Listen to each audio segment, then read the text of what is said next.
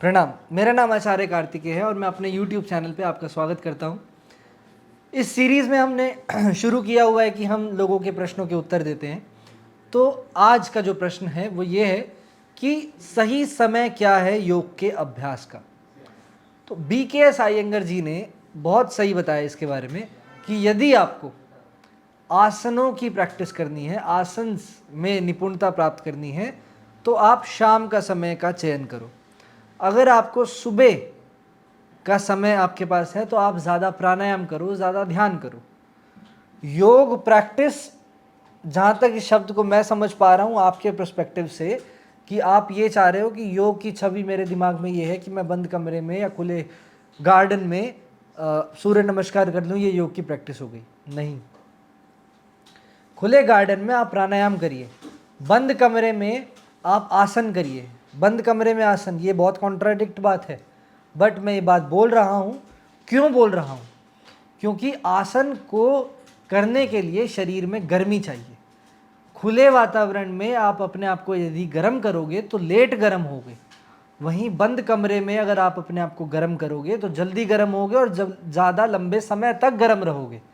उसके अंदर इंजरी के चांसेस कम हैं, उसके अंदर आपके आसनों की इम्प्रूवमेंट हो उसके चांसेस ज़्यादा है, उसके अंदर आपकी पोस्चर अलाइनमेंट ज़्यादा अच्छे से हो वो चांसेस ज़्यादा है। एक कॉन्सेप्ट चला था बीच में हॉट योगा का, या फिर आप यूँ समझो कि बिक्रम योगा का कॉन्सेप्ट चला था। उसके अंदर बिक्रम जी क्या करते थे कि बिकनी के अंदर और सिर्फ अंडरवेयर के अंदर लड़के लड़कियों को, उनका ग्रुप चलता था 300 350 बच्चों का, 350 लोग सिर्फ अंडरगारमेंट्स में एक हॉल के अंदर हैं जिसका टेम्परेचर लगभग 48-49 डिग्री है। और उस डिग्री में पसीने कितने ज़्यादा आएंगे आप सोच भी नहीं सकते। उसके अंदर वो योग का अभ्यास करवाते थे और विद इन दैट सेशन, उसी सेशन के दौरान अगर किसी का पादहस्तासन नहीं लग रहा है या किसी के घुटनों तक उसके हाथ पहुंच रहे हैं तो 2 या 3 घंटे के सेशन के अंदर अंदर उसकी हथेलियां ज़मीन पर टच हो जाती थी। इतनी ज़्यादा इम्प्रूवमेंट आ जाती थी शरीर के अंदर। ये क्यों है? ये बंद कमरे में योग का अभ्यास, ज़्यादा तापमान में योग का अभ्यास करने के कारण ही है। इसका मतलब ये नहीं है कि ये चीज़ सभी के लिए बनी है। मैं पहले ही बता दूं, कई लोग जो डिहाइड्रेटेड रहते हैं, जिनके अंदर न्यूट्रिशन की कमी होती है, वो लोग ये ना करें बिल्कुल भी, क्योंकि उनको चक्कर आने की संभावना ज़्यादा रहती है।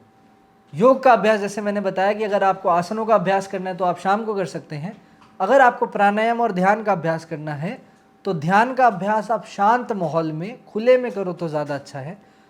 प्राणायाम का अभ्यास भी आप शांत माहौल में खुले में करो तो ज़्यादा अच्छा है। क्यों?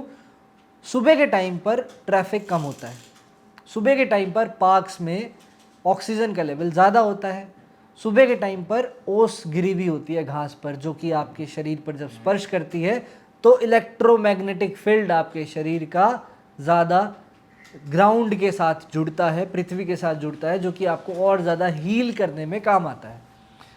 तो ये कुछ मेरी सलाह है, अगर आप इस तरीके से करते हो तो आपके लिए बहुत ज़्यादा फ़ायदेमंद रहेगा।